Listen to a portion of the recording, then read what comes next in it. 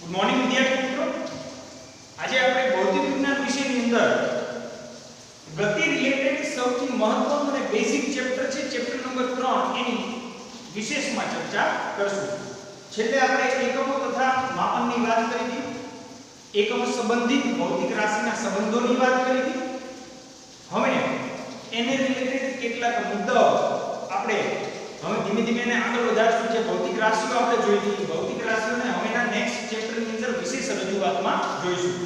એમાંથી મારે આજે વાત કરવી છે, આપણે શરૂઆત કરવા જઈ રહ્યા છીએ મિત્રો આજે ચેપ્ટર નંબર 3 સુરેખ પથ પર ગતિ.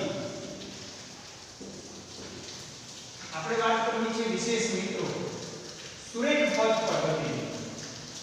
Motion in a straight line, ઇંગ્લિશમાં એવું કહી શકાય ને, motion in a straight line.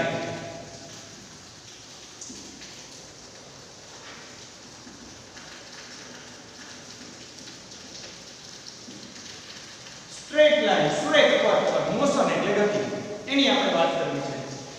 ઘણી બધી વખત મિત્રો આપણે સામાન્ય અવલોકનની અંદર જનરલી એવું જોતા હોઈએ છીએ કે આપણા અવલોકનમાં આપણે રસ્તા ઉપર ઊભા છીએ તો આપણે કોઈ બાઇકને, કોઈ એક વ્યક્તિને બાઇક પર બેસીને સવાર જતો જોઈએ છીએ, કોઈ વ્યક્તિ બસમાં બેસીને જતો હોય છે, પ્લેટફોર્મ પર ઊભા હોય તો આપણે પ્લેટફોર્મ પર ઊભા છીએ, પણ ટ્રેનમાં બેઠેલ વ્યક્તિ ટ્રેન સાથે ગતિ કરતો હોય છે, તમને એવું લાગે કે ટ્રેન એ ગતિ કરે છે.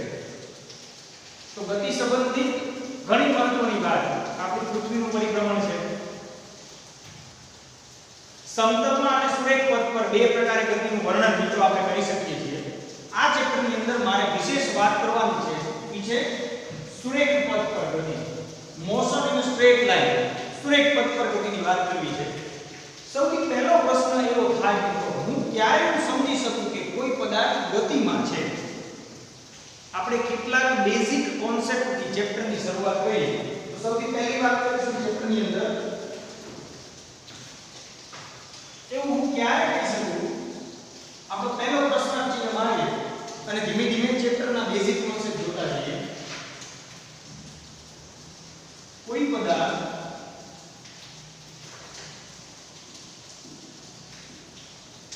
સ્થિર છે કે ગતિમાં એવું ક્યારે કહી શકાય?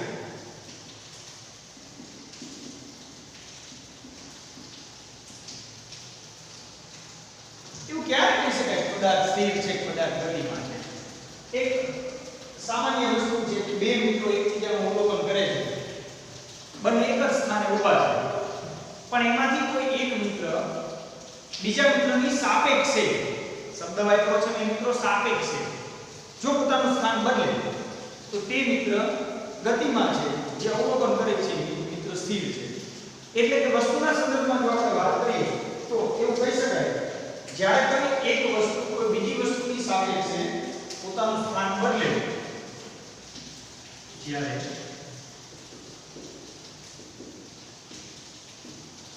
કોઈ એક વસ્તુ કોઈ બીજી વસ્તુની સાપેક્ષે, ને એ શબ્દ આવ્યો છે સાપેક્ષે, પોતાનું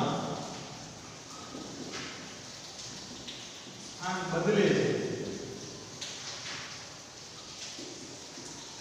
ત્યારે તે વસ્તુ બીજી વસ્તુની સાપેક્ષે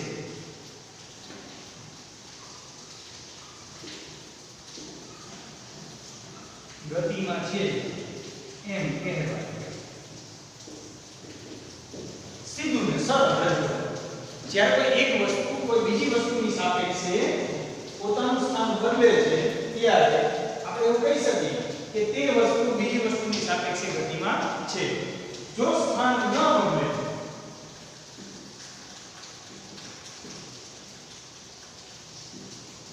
તો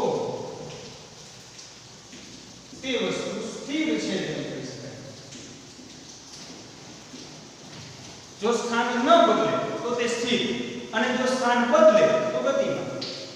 આવી એક સરળ અને સિમ્પલ રજૂઆતથી આપણે કોઈ પદાર્થ સ્થિર છે કે ગતિમાં, પહેલા તો આપણને મારે વાત કરવી છે ગતિ. તો ગતિ કે કોને કહેવાય? ક્યારે પદાર્થ ગતિમાં કહેવાય? કે હંમેશા કોઈ એકની સાપેક્ષે જ કોઈ બીજો પદાર્થ હંમેશા આપણે એને ગતિમાં લઈશું.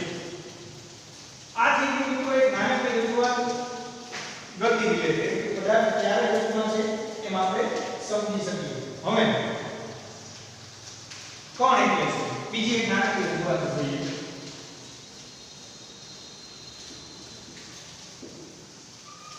ઘણી બધી વખત આપણે ચેપ્ટરની અંદર એવા શબ્દો વાપરશું. કોઈ એક કણ કોઈ એક સ્થાનેથી બીજા સ્થાને જાય છે. કણ પ્રશ્ન આવે કણ એટલે શું મિત્રો? આપણે વાત કરવી છે આજે કણ એટલે શું. કણ એટલે એની વ્યાખ્યા જોઈએ.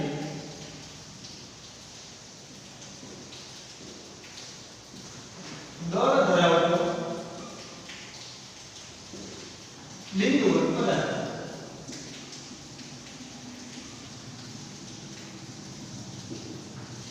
કણ એટલે જાણે કે આપણે રેતીની કોઈ એક કાકરી હોય, નાનકડી કાકરી, એને આપણે કણ સમજી શકીએ. કણ એટલે દળ ધરાવતો બિંદુવત પદાર્થ. એક તો બિંદુવત છે, બરાબર ધ્યાન રાખજો. એક તો બિંદુવત છે, બીજું એ અલ્પ માત્રામાં દળ ધરાવે છે. અલ્પ માત્રામાં દળ ધરાવે છે એટલે કણ એટલે દળ ધરાવતો બિંદુવત પદાર્થ. કણને મિત્રો કોઈ પરિમાણ હોતા નથી.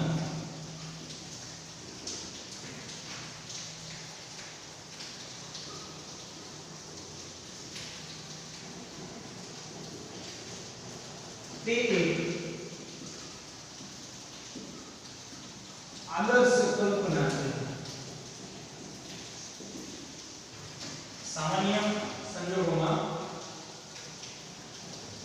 કણને આપણે પરિમાણની દ્રષ્ટિએ ભાઈ મારે એને એક પરિમાણમાં, દ્વિપરિમાણમાં, ત્રિપરિમાણમાં બધેનું સ્થાન વ્યાખ્યાયિત કરી શકું છું. એ સામાન્ય સંજોગોમાં કણ એટલે દળ ધરાવતો બિંદુવત પદાર્થ. અનિશ્ચિતતા છે. આપણે કલ્પના કરીએ છીએ કે કોઈ એક વાસ્તવિક કણ એક સ્થાનથી બીજા સ્થાને જાય છે, એને અનુરૂપ હું પદાર્થના સ્થાનમાં થતો ફેરફાર, સ્થાનાંતર સમજી શકું, પદાર્થના સ્થાનને સમજી શકું, પથ લંબાઈને સમજી શકું. પથ લંબાઈ એટલે કાપેલું કુલ અંતર. આ વિડિયોમાં આપણે એની ચર્ચા કરશું મિત્રો. તો એક નાનકડો બિંદુવત પદાર્થ જેને કણ કહીશ. કણ ફક્ત રેખીય ગતિ, આપણે વાત કરીએ સ્ટ્રેટ પથ પર ગતિ એટલે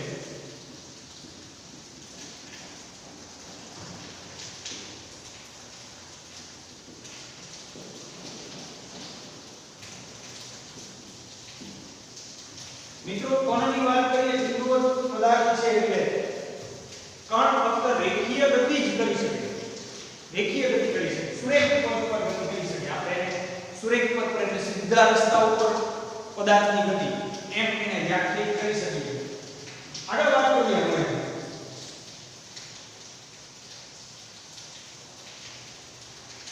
ક્યારે પદાર્થને કણ તરીકે લઈ શકાય મિત્રો એની એક નાનકડી રજૂઆત પણ આમાં મારે દર્શાવવી છે. જ્યારે બે પદાર્થો વચ્ચેના અંતરની સરખામણીમાં એ પદાર્થના પરિમાણો અવગણી શકાય તેવા હોય. જ્યારે બે પદાર્થો વચ્ચેના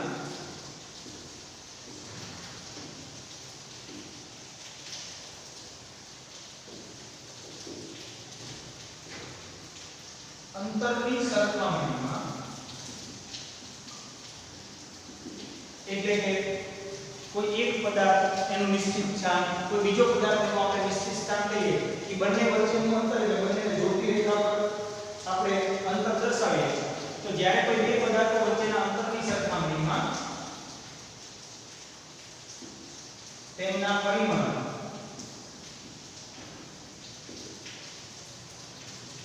અવગણી શકાય તેવા હોય. જ્યારે બે પદાર્થો વચ્ચેના અંતરની સરખામણીમાં તેમના તે પદાર્થના પરિમાણો અવગણી શકાય તેવા હોય તેવા સંજોગોમાં તે પદાર્થને કણ તરીકે લઈ શકાય. તેવા સંજોગોમાં તે પદાર્થને કણ તરીકે લઈ શકાય. તો આ પ્રમાણે આ તો ચેપ્ટરની પ્રસ્તાવના છે. કેટલાક નાના નાના મુદ્દાઓને આપણે ધ્યાનમાં લેવાના છે. એમાં બે મુદ્દા: પદાર્થ ક્યારે ગતિમાં કહેવાય, ક્યારે ન કહેવાય, कण એટલે દર ધરાવતો બિંદુવત પદાર્થ તો કણ રિલેટેડ એને પરિમાણ હોતા નથી આપણે એક માત્ર લીધેલી આદર્શ કલ્પના છે કોઈ પણ પદાર્થને ક્યારે કણ કહી શકાય કોઈ પણ પદાર્થને ક્યારે કણ કહી શકાય કે જ્યારે બે પદાર્થો વચ્ચેના અંતરની સરખામણીમાં તેમના પરિમાણ અવગણી શકાય તેવા હોય તેવા સંજોગોમાં તે પદાર્થને કણ તરીકે લઈ શકાય તો આ મુજબ આપણે કેટલાક નાના નાના મુદ્દાઓનું ચેપ્ટરની અંદર ધ્યાન રાખશું આગળ વાત કરીશું ચેપ્ટરની અંદર હજી નાનકો કોન્સેપ્ટ મિત્રો લઈશું આપણે ઇન્ટ્રોડક્શન પાર્ટની અંદર પછી ચેપ્ટરની વિશેષ રજૂઆત જોઈશું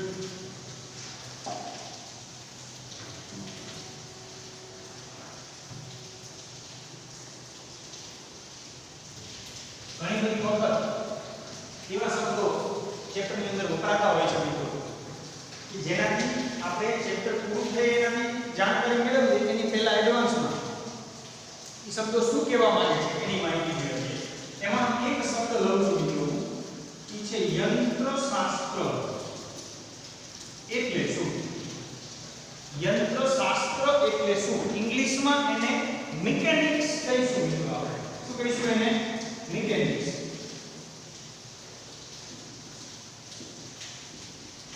યંત્રશાસ્ત્ર અથવા તો મિકેનિક્સ એટલે શું મારે ત્રણ નાની નાની વ્યાખ્યાઓની રજૂઆત અહીંયા જોવી છે એમાંથી સૌથી પહેલી વાત કરીશું મિત્રો યંત્રશાસ્ત્રની યંત્રશાસ્ત્ર એટલે પદાર્થની ગતિ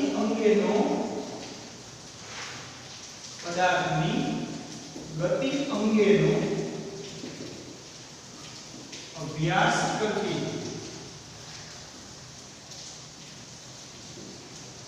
ભૌતિક વિજ્ઞાનની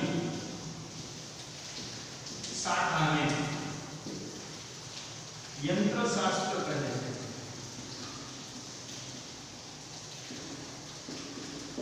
પદાર્થની ગતિ અંગેનો અભ્યાસ કરતી ભૌતિક વિજ્ઞાનની શાખા સ્પેસ રિલેટેડ રિસર્ચ કરતી મિત્રો શાખા અલગ હોય છે આપણે ઇન્ડિયાની અંદર આપણે ISRO સ્પેસ રિસર્ચની ઇન્સ્ટિટ્યૂટ છે એવી જ રીતે મિલિટરી પર્પસ મિલિટરી રિલેટેડ એની શાખાઓ અલગ હોય છે હવામાન ખાતાની અત્યારે નોર્મલી અલગ અલગ ઋતુ પ્રમાણે ટેમ્પરેચર રિલેટેડની મેટ્રો ન્યૂઝમાં તમે જોતા હોય છો એડવાન્સમાં આપણે વધુ વરસાદની આગાહીઓ જોતા હોઈએ છીએ તો એને સંબંધિત બધી જ શાખાઓ અલગ અલગ છે એમાંથી એક શાખા ભૌતિક વિજ્ઞાનની કે જે પદાર્થની ગતિ અંગેનો અભ્યાસ કરે પદાર્થની ગતિ અંગેનો અભ્યાસ કરે એને કહીશું મિત્રો યંત્રશાસ્ત્ર યંત્રશાસ્ત્ર બે ભાગમાં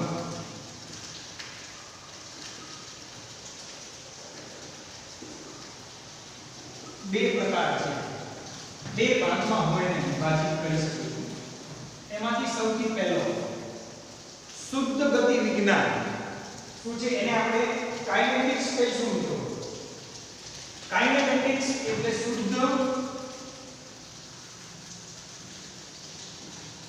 ગતિ વિજ્ઞાન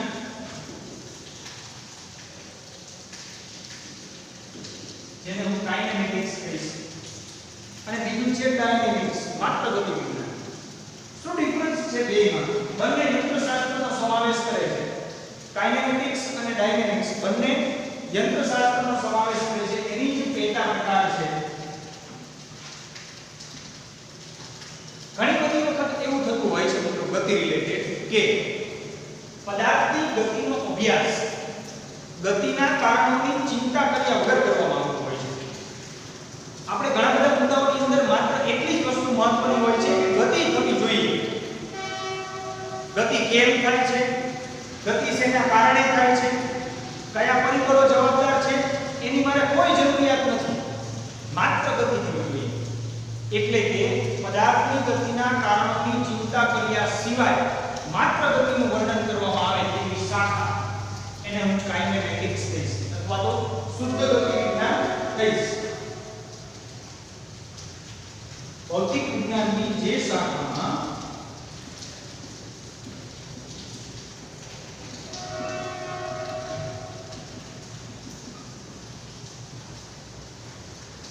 ગતિની ચર્ચા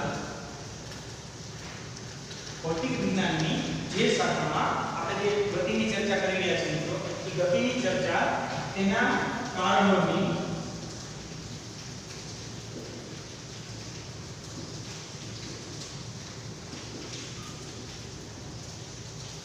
કરવામાં આવે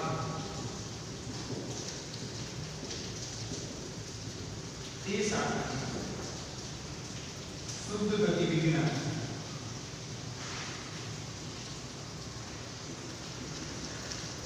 અથવા ઇંગ્લિશમાં એને કાઇનેમેટિક્સ કહે છે.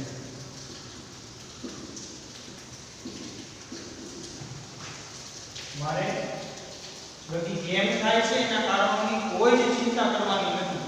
એવી શાખા પ્રથમ પ્રકાર છે શુદ્ધ ગતિ વિજ્ઞાન. બીજા પ્રકારની વાત કરીએ મિત્રો છે ડાયનેમિક્સ અથવા સામાન્ય રીતે આપણે ડાયનેમિક્સ એવું કહીશું એટલે ગતિ વિજ્ઞાન કહીએ. બીજું છે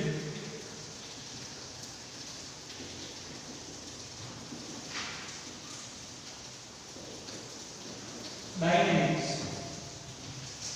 ગતિ વિજ્ઞાનની જે શાખામાં ગતિની ચર્ચા તે માટેના કારણો, ગતિ શેના કારણે થાય છે તે માટેના કારણો તથા ગતિ કરતી વસ્તુના ગુણધર્મો સંયુક્ત કરવામાં આવે. વસ્તુના ગુણધર્મો પર જાણવું પડે કે કઈ વસ્તુ ગતિ કરી રહી છે તેને ગતિ વિજ્ઞાન અથવા તો ડાયનેમિક્સ કહીએ. ભૌતિક વિજ્ઞાનની જે શાખામાં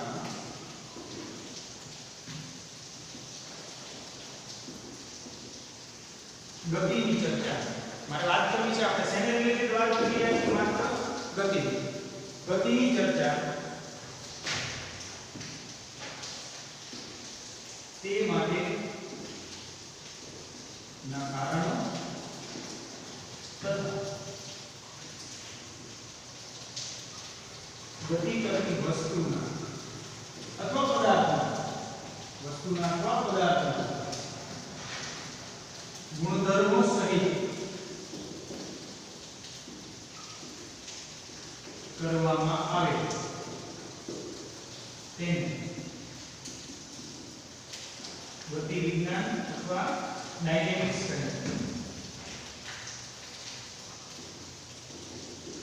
તો આ ત્રણ વ્યાખ્યાઓ મિત્રો આપણે જ્યારે ગતિની વાત કરતા હોય ત્યારે આપણા મગજમાં હોવી જોઈએ. સૌથી પહેલું યંત્રશાસ્ત્ર એટલે કે કાઇનેમેટિક્સ અને ડાયનેમિક્સ સંયુક્ત રીતે મિકેનિક્સ છે. આવો શબ્દ વપરાય. કાઇનેમેટિક્સ અને ડાયનેમિક્સ સંયુક્ત રીતે મિકેનિક્સ છે. આમાં બંને આવી જાય. કારણોની ચિંતા કર્યા સિવાય કારણો સાથે અને ગુણધર્મો સાથે ચર્ચા કરવામાં આવે બંને આવી જાય. તો આ સેક્શનની અંદર આપણે આ ત્રણ વ્યાખ્યાઓને ધ્યાનમાં લઈશું. આગળ વાત કરીએ મિત્રો હવે ચેપ્ટરના મેઇન ટોપિક તરફ જઈએ તો આજે આપણે વાત કરવી છે મિત્રો સ્થાન એટલે શું, પથ લંબાઈ એટલે શું અને સ્થાનાંતર એટલે શું. ત્રણ શબ્દની રજૂઆત ચેપ્ટરની અંદર અત્યારે જોઈશું.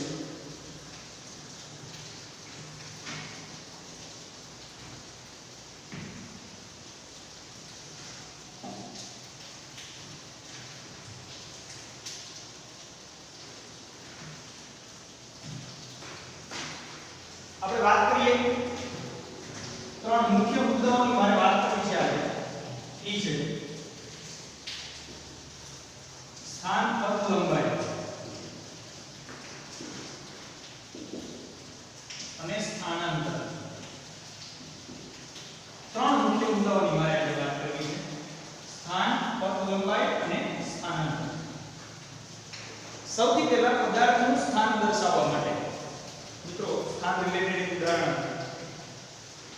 જેવી રીતે આપણે ગુજરાતની વાત કરતા હોય તો સૌથી પહેલા તો પૃથ્વી એ આપણો સંદર્ભ છે જેને આપણે નિર્દેશ ફ્રેમ કહીશું. શબ્દ વાપરીશું મિત્રો નિર્દેશ ફ્રેમ. નિર્દેશ ફ્રેમ એટલે વસ્તુનું સ્થાન દર્શાવતી જગ્યા, નિર્દેશન કરતી જગ્યા. કોના સંદર્ભમાં આપણે રહી છીએ? તો કે આપણે પૃથ્વી પર રહી છીએ. તો આપણો સંદર્ભ કોણ થયો? પૃથ્વી. અચ્છા, હજી આગળ વધીએ તો પૃથ્વી પર ક્યાં? તો કે આપણે ઇન્ડિયામાં રહીએ છીએ. બીજો સંદર્ભ ઇન્ડિયામાં ક્યાં? આપણે તો કે ગુજરાતમાં રહીએ છીએ. ગુજરાતમાં વગેરે વગેરે જિલ્લાઓમાં અને એના વગેરે વગેરે તાલુકાઓમાં. તો આપણે જ્યારે આપણું સ્થાન દર્શાવવું હોય, તમે તમારા મિત્રને એમ કહો તમે ક્યાં છો, તો તમે કંઈક નિર્દેશન દર્શાવશો, એટલે ચોક્કસ લોકેશન દર્શાવશો. તો પદાર્થનું સ્થાન દર્શાવવા માટે મિત્રો નિર્દેશ ફ્રેમની જરૂર પડે. એનું નિર્દેશન કરવા માટે આપણે સામાન્ય સંજોગોમાં ત્રિપરિમાણીય યા ભૂમિતિ એને આપણે નિર્દેશન તરીકે લઈશું. એના ઉગમ બિંદુ અને સંદર્ભ બિંદુ લઈશું અને એની સાપેક્ષે પદાર્થનું સ્થાન દર્શાવવું. આપણે એવી રજૂઆતને આગળ જોવાની છે. સૌથી પહેલી રજૂઆત જોઈશું મિત્રો સ્થાન. મારે વાત કરવી છે સૌપ્રથમ સ્થાન. સ્થાનની રજૂઆત જોવા માટે પહેલા સામાન્ય નિર્દેશકમાં હું લખીશ કોઈ પણ ઘટનાના વર્ણન માટે અથવા તો ઘટના સંબંધિત આપણે પદાર્થની પણ વાત કરી શકીએ છીએ. કોઈ પણ ઘટનાનું વર્ણન કરવા માટે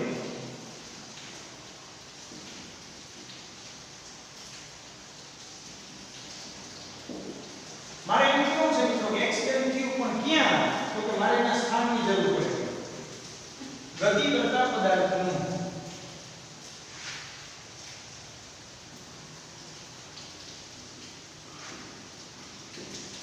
દરેક ક્ષણે ગતિ કરતા પદાર્થનું દરેક ક્ષણે સ્થાન જાણવું જરૂરી છે.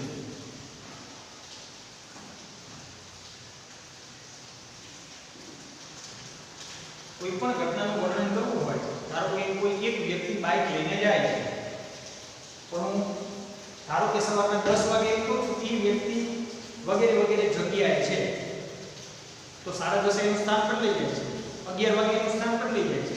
સ્થાન કોઈ પણ ઘટનાનું તમે વર્ણન કરતા હો તો દરેક ક્ષણે પદાર્થનું સ્થાન જાણવું જરૂરી છે.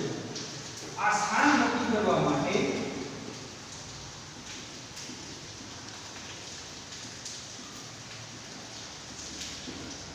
નિર્દેશ ફ્રેમની જરૂર પડે છે.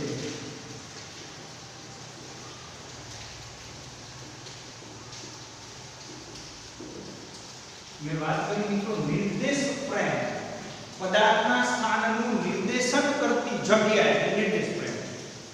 સમજવા માટે આપણે એક ઉદાહરણ લઈશું. ધારો કે ત્રિપરિમાણીય યા ભૂમિતિ લઈએ મિત્રો, x y અને z. આ છે ઉગમ બિંદુ. ઉગમ બિંદુની સાપેક્ષે કોઈ એક પદાર્થ બિંદુ B પર રહેલો છે, જ્યાં તેના યામ x y અને z છે. એટલે કે એનું x ની સાપેક્ષે કંઈક અંતર છે, સમજો x અક્ષની સાપેક્ષે, એનું y અક્ષની સાપેક્ષે કંઈક અંતર છે, ઓર્ડરની z ની સાપેક્ષે કંઈક અંતર છે. x y અને z આ સ્થાન કેવી રીતે હશે મિત્રો, એને સમજવા માટે આપણે એક નિર્દેશન સમજાવું છું. આ છે આપણી ત્રિપરિમાણીય ભૂમિતિ. ત્રિપરિમાણમાં એને સમજો કે અમારી x અક્ષ છે, અહીંયા દર્શાવેલ છે, આ y અક્ષ છે, ના z અક્ષ છે, આ ત્રણેય અક્ષ છે. પદાર્થ અહીંયા હશે, ત્રણેય અક્ષની સાપેક્ષે પદાર્થ અહીંયા હશે, તો એનું y અક્ષથી કંઈક અંતર, x થી કંઈક અંતર અને z થી કંઈક અંતર છે. આપણું બોર્ડ છે ત્રિપરિમાણીય છે, એટલે હું એને 3 ડાયમેન્શનલ નહીં દર્શાવી શકું, પણ તમે સમજી શકો છો કે અહીંયા પદાર્થ છે. આ છે આપણું ત્રિપરિમાણ. તો આ પ્રમાણે પદાર્થ ક્યાં પડેલો છે, બિંદુ P ક્યાં આવેલું છે, તો કે એનું x y અને z અક્ષથી અંતર અનુક્રમે x y અને z છે. ક્યાં બિંદુ P આવેલું છે, કોની સાપેક્ષે, તો કે એનું સંદર્ભ બિંદુ છે ઉગમ બિંદુ. આ થઈ ગયું આપણું સ્થાન. સામાન્ય નિર્દેશન સમજવા માટે એક ઉદાહરણ આપણે લઈશું. સ્થાન, પદાર્થનું સ્થાન નક્કી કરવા માટે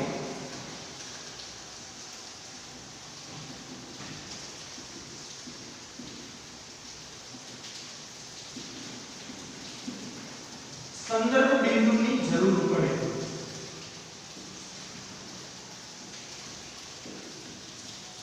એક સંદર્ભ બિંદુની જરૂર પડે. ઉદાહરણ તરીકે આકૃતિમાં કાર્ટેશિયન યામ પદ્ધતિમાં ના ઉગમ બિંદુને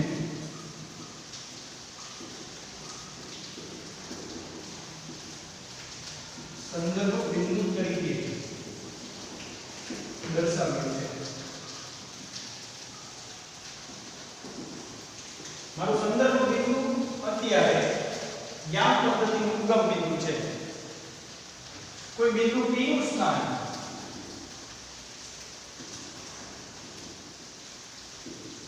આ કાર્તિજીય યામ પદ્ધતિ મિત્રો એ મારી નિર્દેશ ફ્રેમ છે. મેં નિર્દેશન ક્યાં કર્યું તો કે યામ પદ્ધતિમાં કોઈ બિંદુ P નું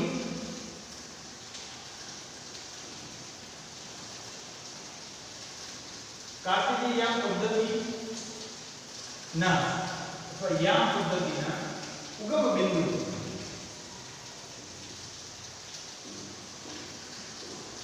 O ની સાપેક્ષે સ્થાન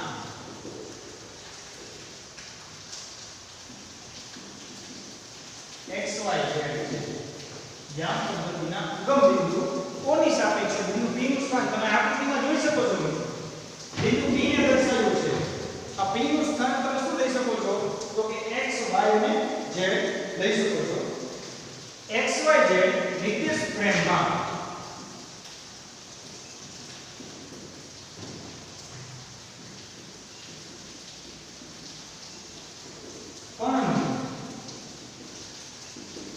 સ્થાન દર્શાવે છે.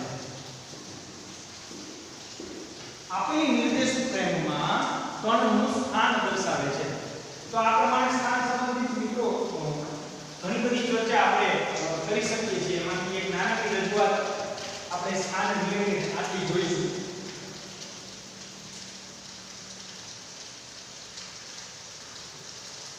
સામાન્ય રીતે આપણે ઉદાહરણ લઈએ એક સમયનું માપન કરવું હોય તો સમયના માપન માટે નિર્દેશ ફ્રેમમાં શું મૂકીએ છીએ આપણે ઘડિયાળ મૂકીએ છીએ. તો ઘડિયાળ એ આપણો સંદર્ભ છે જેના દ્વારા આપણે સમયનું માપન કરી શકીએ છીએ. આ પ્રમાણે આપણે પદાર્થના સ્થાનને નક્કી કરીશું કે પદાર્થ ક્યાં છે. તો એના માટે શેની જરૂર પડે છે તો નિર્દેશ ફ્રેમની જરૂર પડશે. પદાર્થનું સ્થાન જાણવા માટે ચોક્કસ નિર્દેશ ફ્રેમની જરૂર પડશે. મેં એક સામાન્ય ઉદાહરણથી એને દર્શાવ્યું છે. x y z યામ પદ્ધતિ એનું ઉગમ બિંદુ આપણો સંદર્ભ બિંદુ છે અને એની સાપેક્ષે પદાર્થનું સ્થાન મિત્રો x y અને z છે. તો આ પ્રમાણે આપણે સ્થાનને સામાન્ય સમજૂતીમાં જોઈ શકીએ છીએ. આ જેવી વાત મિત્રો પ્રથમ રજૂઆત એ હતું પદાર્થનું સ્થાન. આગળ વાત કરીએ પદ લંબાઈ અને સ્થાનાંતર એની આપણે વાત કરીએ.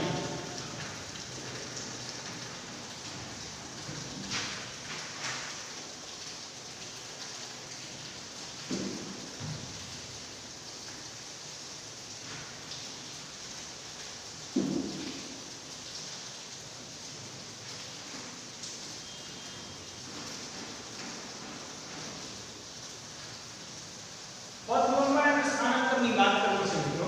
એમાં પહેલી વાત કરીશું પદ લંબાઈ. અત્યારે માત્ર વ્યાખ્યાત્મક રજૂઆત જોઈશું. પછી પદાર્થના સ્થાન સ્થાનાંતર અને પદ લંબાઈની આપણે એક ઉદાહરણથી વિશેષ રજૂઆત જોઈશું. અત્યારે વાત કરવી છે મારી પદ લંબાઈ. પદ લંબાઈ કોને કહેવાય મિત્રો? તો સૌથી પહેલી વાત પદ લંબાઈ રિલેટેડ જો આપણે વાત કરતા હોય તો પદાર્થે કાપેલું કુલ અંતર શું કહીશું મિત્રો આપણે? પદાર્થે કાપેલું કુલ અંતર એને પદ લંબાઈ કહીશું. પદ લંબાઈ એટલે પદાર્થે કાપેલા કુલ અંતરને પદ લંબાઈ કહે છે.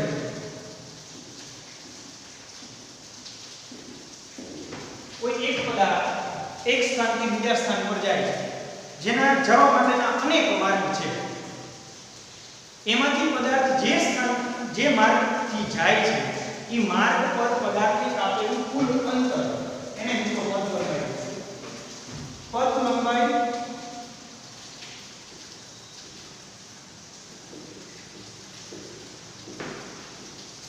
SI એકમ મીટર છે.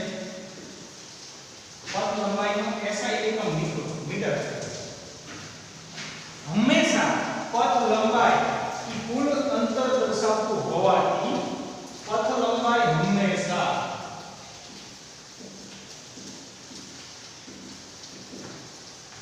ધન હોય છે.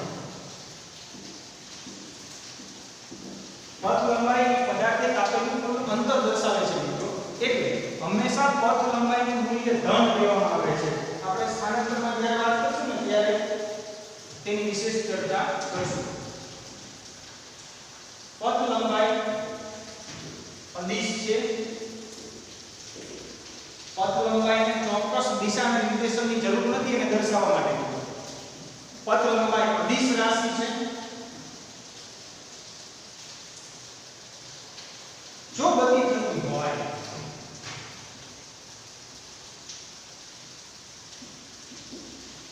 તો જો મિત્રો ગતિ થતી હોય તો પથ લંબાઈ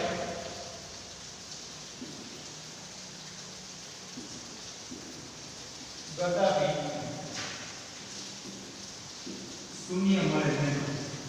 એવું બની શકે, આપણે સ્થાનાંતરમાં એની રજૂઆત જોઈશું, એવું બની શકે કે સ્થાનાંતર શૂન્ય હોય મિત્રો, પણ ક્યારે પથ લંબાઈ શૂન્ય હોઈ શકે નહીં. જો ગતિ થતી હોય તો હંમેશા પદાર્થ કંઈક અંતર કાપતો હોય, ભલે એક જ જગ્યાએ ગોળ થતો હોય, તો તમને હંમેશા પથ લંબાઈનું કંઈક મૂલ્ય તમને મળશે.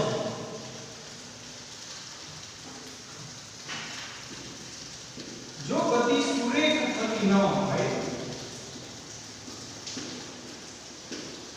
એટલે સીધા રસ્તા પર ગતિ ન થતી હોય પણ વારંવાર 2-3 વખત પદાર્થને વળવાનો હતો, એ જ રસ્તા પર પાછું ટર્ન મારીને પાછું આવવાનું થતું હોય, પાછું આગળ જવાનું થતું હોય, એવા પ્રકારની ગતિ વર્તુળની ગતિ, તો પથ લંબાઈ જો ગતિ સુરેખ થતી ન હોય તો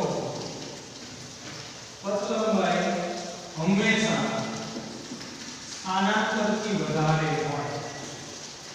જો ગતિ થતી જ ન હોય મિત્રો તો પથ લંબાઈનું મૂલ્ય હંમેશા સ્થાનાંતરથી વધારે હોય.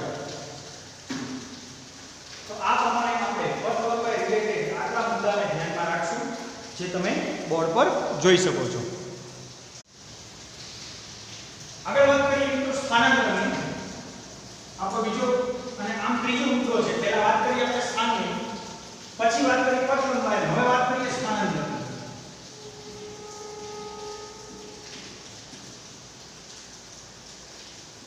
સ્થાનાંતરની વ્યાખ્યા જોઈએ મિત્રો તો પદાર્થના સ્થાનમાં થતો ફેરફાર એટલે સ્થાનાંતર. સ્થાન અંતર, સ્થાનમાં થતો ફેરફાર એટલે સ્થાનાંતર. તો સામાન્ય વ્યાખ્યા લઈશું એની. પદાર્થના સ્થાનમાં થતા ફેરફારને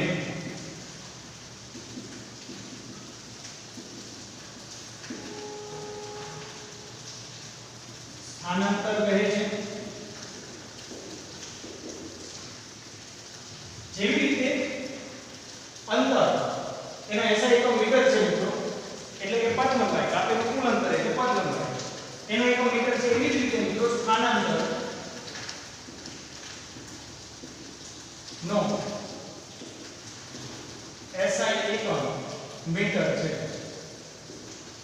પથ લંબાઈને પણ મીટરમાં મપાય છે, સ્થાનાંતરને પણ મીટરમાં મપાય છે. પથ લંબાઈ તો હંમેશા ધન હોય, પણ સ્થાનાંતર ધન ઋણ કે શૂન્ય હોઈ શકે. સ્થાનાંતર ધન ઋણ કે શૂન્ય હોઈ શકે છે. આ તમારી કમ્પેરિઝન પોઈન્ટ ઓફ વ્યૂ ને પરફેક્ટલી ધ્યાનમાં લેવાનું છે. પથ લંબાઈ હંમેશા ધન હોય છે, જ્યારે સ્થાનાંતર ધન ઋણ કે શૂન્ય હોઈ શકે છે. પથ લંબાઈ અદિશ છે અને દિશાની જરૂર નથી, પણ સ્થાનમાં થતો ફેરફાર એટલે કે સ્થાનાંતર દર્શાવવા માટે મારે દિશાની ચોક્કસ જરૂર છે, તો હું દર્શાવીશ મિત્રો અહીંયા. સ્થાનાંતર સદિશ રાશિ છે. પથ લંબાઈ અદિશ રાશિ છે, જ્યારે સ્થાનાંતર સદિશ રાશિ છે. જો ગતિ થતી હોય તો પણ તે સુરેખ પથ પર ન હોય તો સ્થાનાંતર શૂન્ય હોઈ શકે. જો ગતિ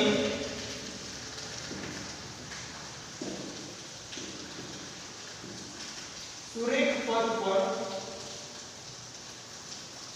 થતી ન હોય તો